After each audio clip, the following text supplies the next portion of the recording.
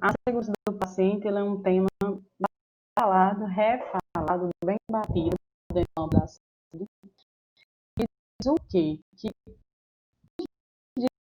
assegurar a vida desse paciente para que uma prestação de cuidado. Então, da vida desse paciente, nós temos, não é, de mantê-lo seguro para que assim se tenha tratamento adequado, consequentemente, que tenha o resultado maior, a cura, a recuperação total. Então, o que é essa segurança do paciente? Ela é definida pelo Programa Nacional de Segurança do Paciente, que ele tem estabelecido por portaria, que é a 529, de abril de 2013, que é justamente ela que institui de todas as características, todas as necessidades que se obtém necessário para na segurança do paciente. A portaria ela foi criada para monitorar e também prevenir danos da assistência à saúde. E esse programa também tem como objetivo geral a contribuição para a qualificação do cuidado, tanto em saúde como também em todos os estabelecimentos de saúde do território nacional. O objetivo principal do Programa Nacional é estabelecer a qualificação do cuidado em saúde, mas também estabelecer essa qualificação dentro do âmbito dos estabelecimentos de saúde.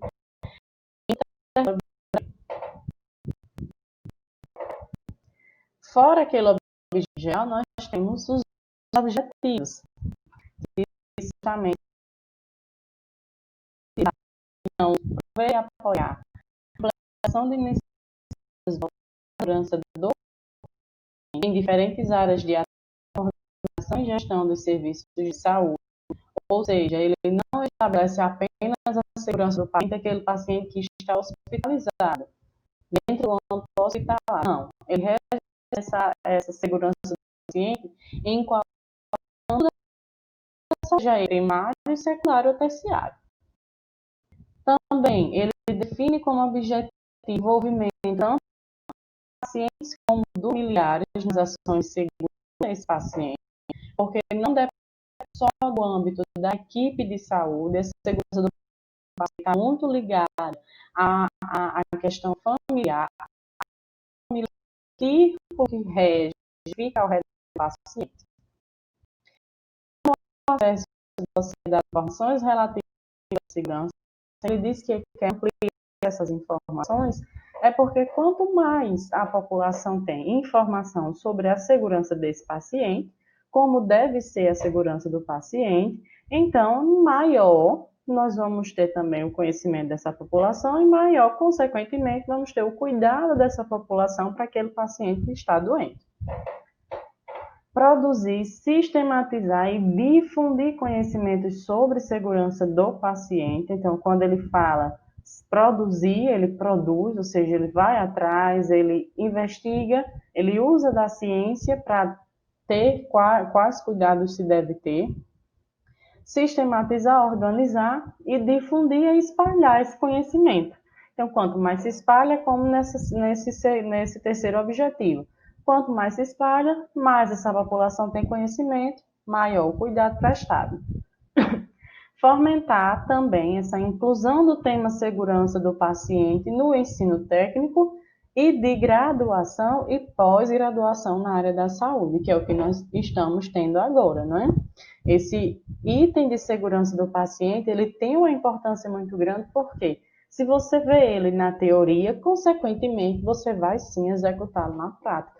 Agora, se você não tem o conhecimento dele na sua grade curricular durante o seu curso, não tem como você executá-lo de uma maneira boa, de uma maneira qualificada no serviço. Aí o que eu trago aqui é o modelo queijo suíço de Hanson. Ele foi criado em 1997. Usa realmente essa figurinha desse queijo suíço, que é aquele queijo com vários orifícios, que aí ele mostra essa abordagem, uma abordagem mais sistêmica de como gerenciar o erro ou a falha. Que aí é o modelo, de como é que ele relata, o que é que ele diz? Que quando não há camadas de queijo, que seriam as nossas barreiras, os buracos se comunicam, ou seja, esses orifícios se comunicam. Essa abordagem aqui, quem diz é o criador dessa teoria do modelo queijo suíço, que é o Reisson. Mas o que é que ele trazendo para a nossa realidade da área da saúde? O que é que ele também vem dizendo aí para trazer para a nossa realidade?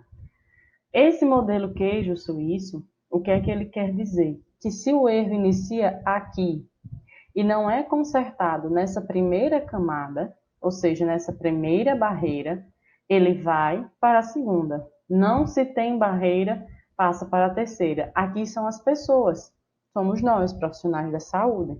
Então, se esse erro não é consertado com o primeiro profissional, ele vai passar para o segundo, para o terceiro e para o último, continuando com o erro. E esse erro vai afetar quem?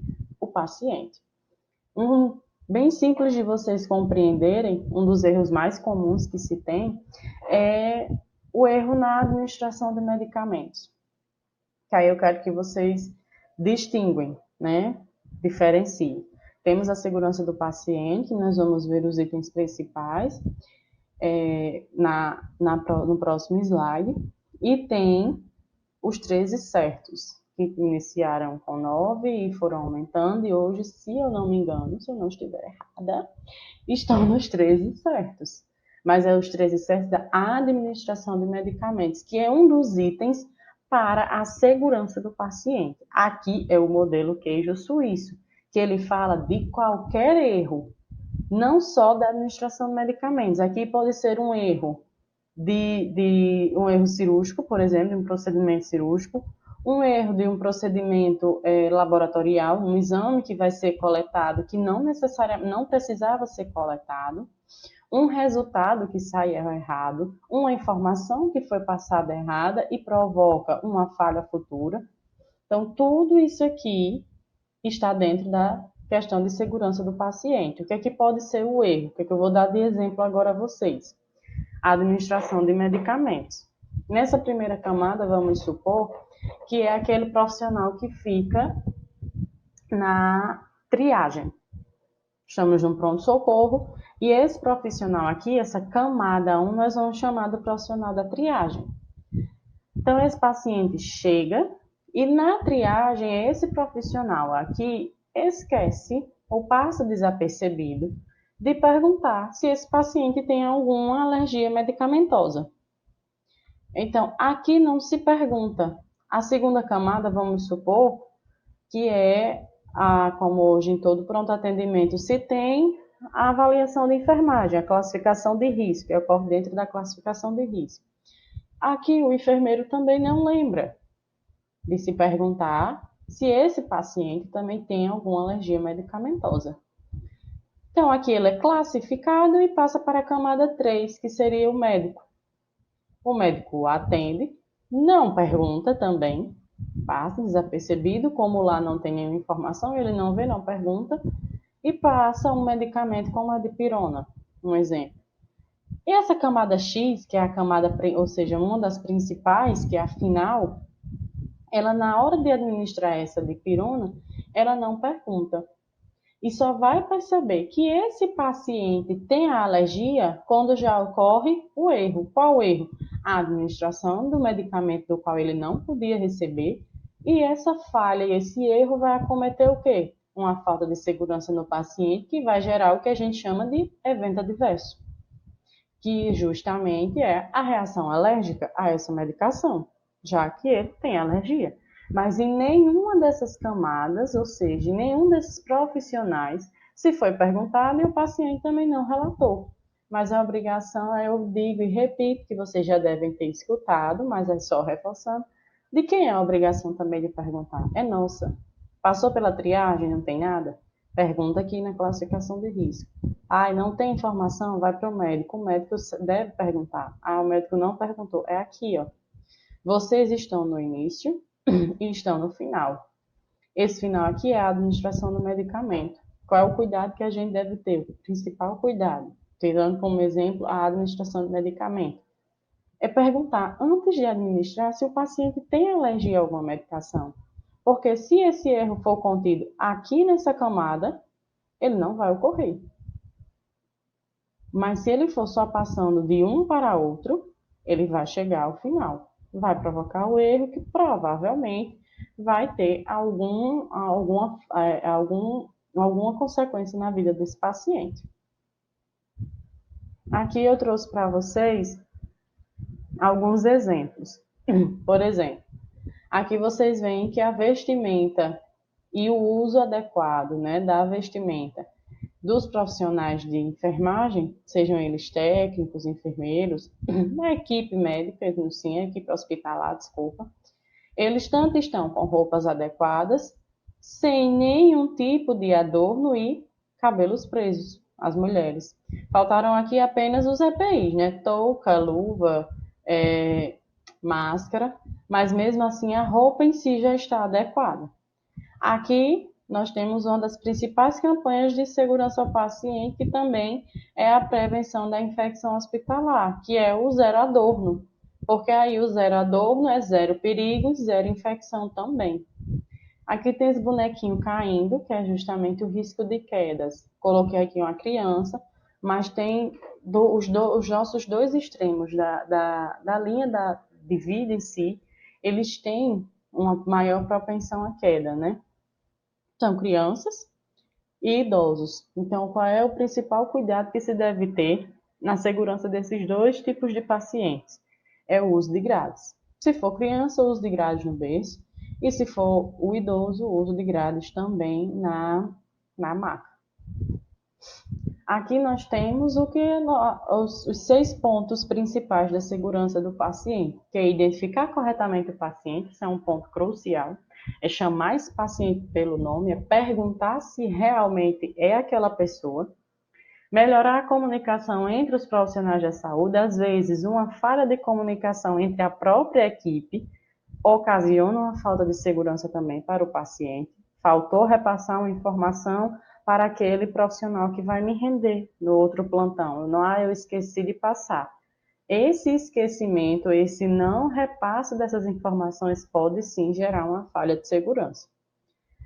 Melhorar a segurança na prescrição, no uso e na administração de medicamentos. Por isso, nesse ponto aqui, é o que mais se tem erros devido à própria caligrafia, à escrita em si. Por isso que está tendo um investimento e estão tentando, a cada dia após dia, tornar essas prescrições, seja em qualquer âmbito da saúde, essas prescrições digitalizadas, seja pelo computador. Assegurar cirurgia em local de intervenção, procedimento e paciente correto é um dos maiores erros após essa administração de medicamentos errados. Também temos os procedimentos cirúrgicos errados, onde não se há uma entrevista antes desse procedimento para se perguntar, senhor, se lá na ficha tem João, que ele vai fazer uma amputação de perna direita, então no momento antes da cirurgia, ele deu entrada no centro cirúrgico, é para se confirmar. Qual o seu nome? É João. O senhor vai fazer o quê? Qual é o procedimento? Aí ele vai dizer. Se confirmar, prossegue o procedimento. Se não, procura saber onde é que foi esse erro. Higienizar as mãos para evitar infecções. Isso aqui é o ponto sempre batido, mas infelizmente é onde se mais ocorre erros, onde se mais ocorre esquecimento. E reduzir o risco de quedas e úlceras por pressão. Risco de quedas, como eu falei no slide anterior, é justamente o uso das grades. Se tem grade, se tem idoso, se tem paciente que está com a sua cognição, o cognitivo em si, com alguma sequela, ou sim, ele não está com cognitivo 100%, ele tem algum problema de cognição, está desorientado, sempre está sonolento, está tonto. Então, esse paciente também tem um risco de queda. Os idosos e as crianças, então o principal é usar as grades. E essa aqui, reduzir as úlceras por pressão, é por meio da mudança de decúbito. Então, sempre a mudança de decúbito é um dos principais pontos para se evitar as úlceras ou lesões por pressão. Ok, pessoal? A nossa aula sobre segurança do paciente realmente é pequena, é bem para vocês terem uma revisão, que eu acredito que isso também já deve ter sido abordado em algumas outras disciplinas.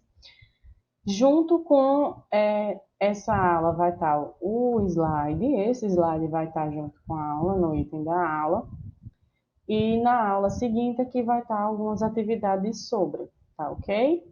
Então, fiquem com Deus, até mais.